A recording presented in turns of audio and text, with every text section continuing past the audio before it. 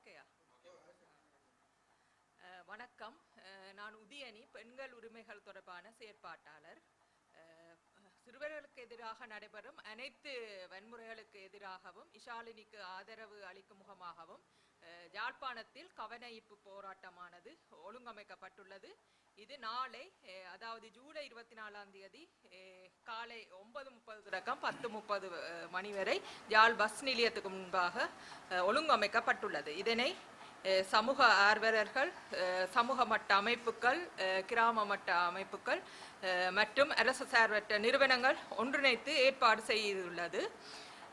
சிறுவர்கள் உரிமைகள் தொடர்பான சட்டத்துக்கு முரணான வகையில் மலையக சிறுமி வேலைக்கு அமர்த்தப்பட்டு தொடர்ச்சியான பாலியல் வல்லுறவுக்கு உட்படுத்தப்பட்டு எரியூட்டப்பட்டு இறந்துள்ளார். இந்த வன்முறை சம்பவம் தொடர்பாக வெளிப்படையான விரைவான விசாரணைகள் மேற்கொள்ளப்பட வேண்டும் என்றும் நீதி கிடைக்க வேண்டும் என்பதுமே எமது கோரிக்கையாகும். குறிப்பாக நாட்டின் பல பாகங்களிலும் முன்னெடுக்கப்படும் இத்தகைய போராட்டங்களுக்கு எமது கவன ஈர்ப்பு போராட்டமும் வலு சேர்க்கும் என்று நம்புவதுடன் பாதிக்கப்பட்ட சிறுமியின் குடும்பத்திற்கு யாழ் சமூகத்தின் ஆதரவு குரலாகவும் இந்த கவனஈர்ப்பு போராட்டம் அமையும் என்றும் நாம் நம்புகின்றோம். குறிப்பாக சில சந்தர்ப்பங்களில் அதிகாரமிக்கவர்கள், பலம் பொருந்தியவர்கள் வன்முறைகளை ஏற்படுத்தலாம் என்ற மனப்பாங்கு காணப்படுகின்றது. அதில் மாற்றம் ஏற்படுத்தப்பட வேண்டும். குறித்த இந்த சிறுமி குடும்பத்தில் உள்ள வறுமை நிலை மற்றும் கடன் சுமை காரணமாக வேலைக்கு செல்ல வேண்டிய நிர்பந்த நிலை ஏற்பட்டுள்ளது. இத்தகைய நிலையினை எதிர்காலத்தில் தவிர்க்கப்பட வேண்டுமாயின் பாதிக்கப்பட்டவர் வன்முறையாளர் என்ற வட்டத்துக்கு அப்பால் சென்று அடிப்படை காரணங்கள் அறியப்பட்டு அதனை நீக்க நடவடிக்கை எடுக்கப்பட வேண்டும். அதற்கு அப்பால் இத்தகைய நிலைமையினை தவிக்கும் முகமாக மேற்கொள்ளப்படும் இந்த கவன ஈர்ப்பு போராட்டமானது சுகாதார முறைகளை அனுசரித்து நடைபெறும் என்பதனால் அனைவரும் இணைந்து வலு சேர்க்குமாறு கேட்டுக்கொள்கின்றோம். நன்றி.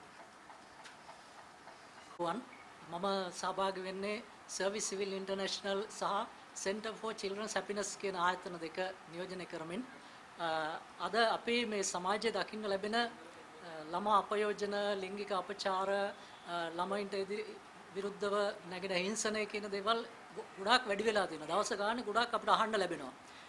නමුත් මේවා සිද්ධ වුණාට ඒවට අදාළ පුද්ගලයන් හෙළිදරව් කිරීමක්වත් ඔවුන්ට නීතියෙන් දඬුවම් ලබා දීමක්වත් අපිට දකින්න ලැබෙන්නේ නැහැ.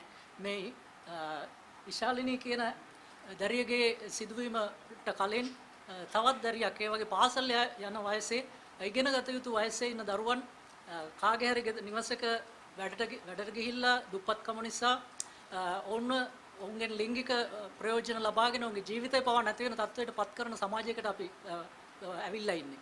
එතකොට ළමයෙකුට තියෙනවා විශේෂ වරප්‍රසාද වුණ විශේෂයෙන්ම අධ්‍යාපනය, අනිවාර්යෙන් අධ්‍යාපනය ලබා ගත යුතුයි. නමුත් දුප්පත්කම නිසා කාගේ හරි ප්‍රභු මාලිගාවක ගිහිල්ලා වැඩ කිරීම කියන මේක ඇත්තටම නීතියෙන් තහනම් කළ යුතු දෙයක් කියලා මම හිතනවා.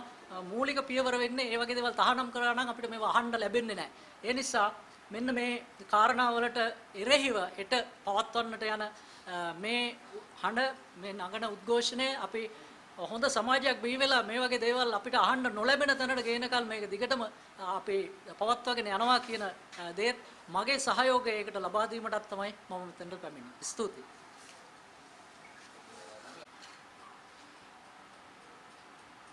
நான் சில விஷயங்களை ஆங்கிலத்திலையும் சில விஷயங்களை தமிழ்லையும் சொல்லலாம்னு நினைக்கிறேன். சிங்கள மக்களுக்கும் போய் சேர வேண்டும் என்ற காரணத்துக்காக இந்த கவன ஈர்ப்பு போராட்டம் நாளைக்கு 9:30 மணிக்கு ஆஸ்பத்திரி ரோட்டில் பஸ் ஸ்டாண்டுக்கு முன்னால் நடைபெற இருக்கிறது. அனைவரையும் இதில் கலந்து கொள்ளும்படி தாழ்மையுடன் வேண்டுகிறேன். எனக்கு பேர் சூரியசேகரன். நான் உண்மையிலேயே ஒரு கட்சியிலேயுமே இல்லை என்று தான் சொல்ல வேணும். ஆனால் எல்லா கட்சிகளோடையும் சேர்ந்து வேலை செய்கிற ஒரு நபர் என்று தான் சொல்லுவேன். ஏனென்றால் இந்த காலகட்டத்தில் நாங்கள் தனித்து போராடி ஒன்றையும் சாதிக்க முடியாது. ஒற்றுமையாக போராட வேண்டிய ஒரு காலகட்டம் இது. நாங்கள் இப்பொழுது ஒரு கொடூரமான ஆட்சிக்கு கீழ் இருக்கிறபடியால் அந்த ஆட்சிக்கு எதிரான இருக்கிற எல்லா சக்திகளையும் ஒன்று சேர்த்து தான் நாங்கள் எங்களுடைய போராட்டங்களை முன்னெடுத்து செல்ல வேண்டிய நிலைமையில் இருக்கிறோம். We are living in a semi-dictatorial, an authoritarian state. Therefore, we have very little rights. Our rights have been slowly taken away from us. The legal system, the justice system is very much controlled by the president and those who are close to him. That is basically one family. Therefore, we have a big problem to get justice. In the case of Ishalini, we have serious doubts whether this investigation is going to be fair, balanced and impartial. So that is number one problem.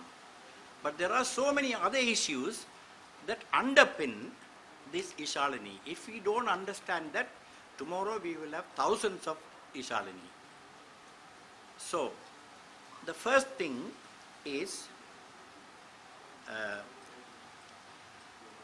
we have a challenge. We have our education system, our free education system, which is really a unique one, which was set up in the 40s, is the government is slowly trying to dismantle that.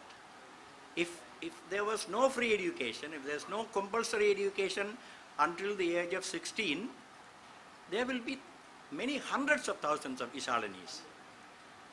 So this is the problem. This is the problem. The government is trying to take away the free education, and then it will become education will be a subject for the elites only.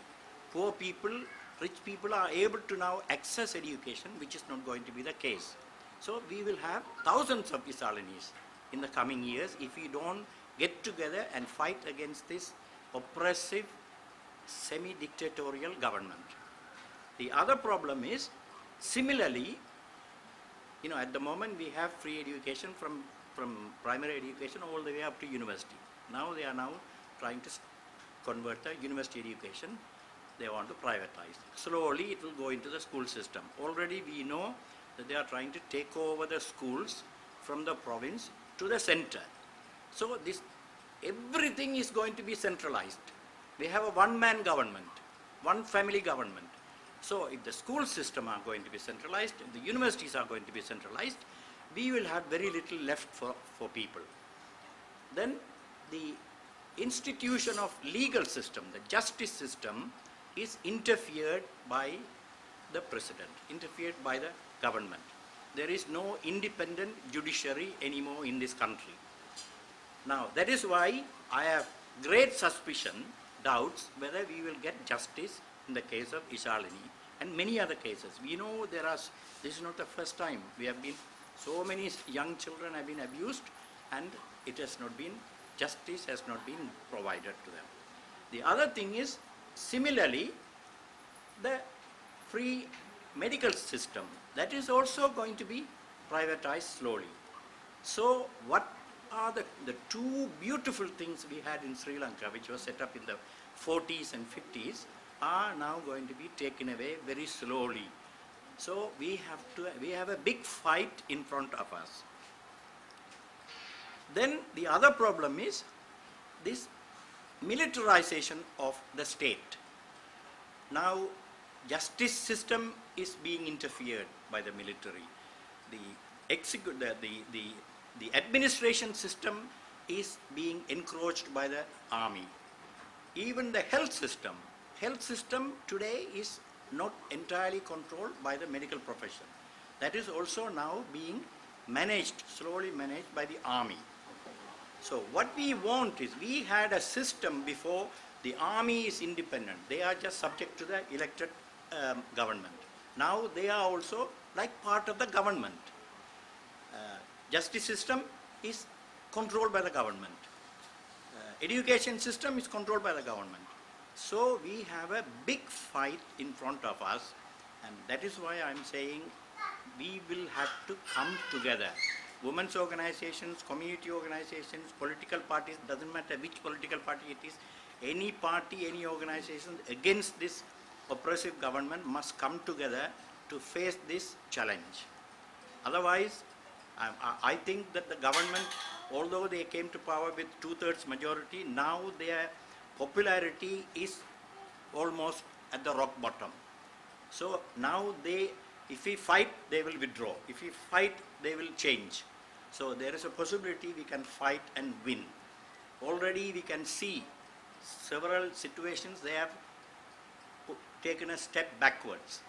So the pressure against the government must be kept continuously from now onwards until we return to a democratic rule, a people's government, where now the other thing I wanted to say is, now why we are in this situation. This government has been living on borrowed money. எங்களுடைய நாடு வந்து உழைச்சி ஜீவிச்ச ஒரு நாடாக இருந்தது, பிச்சை எடுத்து ஜீவிச்ச நாடாக இருக்கவில்லை. இப்போ என்னென்னால் நாங்கள் பிச்சை எடுத்து ஜீவிக்கிற ஒரு நாடாக மாறிவிட்டோம். அது மாத்திரமில்லை, எங்களோட மக்களை கூட பிச்சை எடுத்து ஜீவிக்கிற மக்களாக மாற்றி விட்டார்கள். That is because the economic development has been not handled properly. They borrow money and they spend on useless projects and they pocket the rest of the money. And that is why we are in debt. We are one of the most indebted country in the whole world. We are bankrupt. We are a bankrupt country. So in order to come out of this, it's not easy, because our solution is using our human resources and our own natural resources in order to develop our country, not depend on China or Russia or UK and so on. So that is why we have this big challenge, and brothers and sisters, we must all come together now and work together in order to change this present setup, the government setup. And so I think that tomorrow's protest is a key protest. I think there is a lot of people are going to be there tomorrow, and I like everybody to come and join hands in order to show our resistance, in order to show our opposition to these government policies. Right across the board, every policy we have to oppose. Economic, social, military, judiciary, the whole lot, education, the whole lot, we are opposed to this government's direction. So please come together tomorrow and show your opposition. தயவு செய்து எல்லோரும் வாருங்கள். 9:30 மணிக்கு காலமை ஆஸ்பத்திரி வீதியில் bus ஸ்டாண்டுக்கு முன்னால். நன்றி, எனக்கு இந்த ஆப்பர்ச்சுனிட்டியை தந்ததுக்கு நன்றி. Thank you very much. என்னுடைய பேர் திலீபன். நான் ஒரு சமூக செயற்பாட்டாளராக செயற்பட்டு கொண்டிருக்கின்றேன். இலங்கையில் வந்து மலையக பிரதேசத்தில் 1 மில்லியன் மக்கள் வந்து அங்கே வாழ்ந்து கொண்டிருக்கிறார்கள். 1 மில்லியன் மக்கள் தொகையை கொண்ட அந்த மலையக சமூகத்தில் பெரும்பாலான சிறுவர்கள் வந்து ஏனைய பிரதேசங்களுக்கு வந்து சிறுவர் கூலி தொழிலாளர்களாக சென்று கொண்டிருக்கின்ற நிலைமை வந்து இந்த நாட்டில் வந்து இருக்குது. இந்த இப்படியான நிலைமைகளை அங்கே இருக்கிற பெற்றோர்கள் அல்லது அங்கே இருக்கிறவர்கள் வந்து இதனை செயற்படுகின்ற போது இடத்தரகர் ஊடாகத்தான் இந்த செயற்பாடு வந்து நடைபெற்று கொண்டிருப்பது மிகவும் வந்து மனவேதனைக்குரிய விடயம்.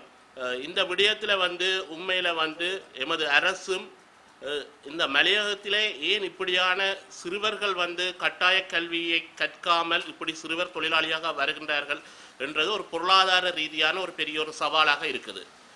இந்த அடிப்படையில் நாங்கள் பார்க்கும்போது இந்த அரசு வந்து கட்டாயம் வந்து மலையகத்தில் இருக்கிற மக்கள், அதாவது லயன் குடியிருப்புகள் இருக்கிற மக்களோட பொருளாதார மேம்பாட்டுக்கு நிறைய வந்து வரவு செலவு திட்டத்தில் நிறைய பணத்தை வந்து ஒதுக்கீடு செய்து அவர்களுடைய பொருளாதாரத்தை மேம்படுத்த வேண்டிய கட்டாயம் இருக்குது.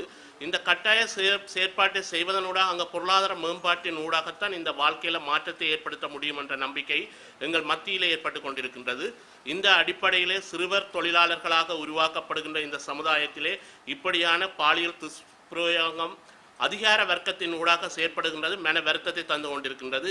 இந்த செயற்பாட்டை நாங்கள் எதிர்த்து யாழ்ப்பாணத்தில் இருக்கின்ற எமது சமூகம் என்ன செய்கின்றன, இதற்கு நாங்கள் ஆதரவு கொடுக்கும் முகமாக நாளை காலை வந்து யாழ்ப்பாண பஸ் நிலையம் முன்பாக காலை 9:30 தொடக்கம் 10:30 வரை ஒரு கவனஈர்ப்பு போராட்டத்தை நடத்த இருக்கின்றோம்.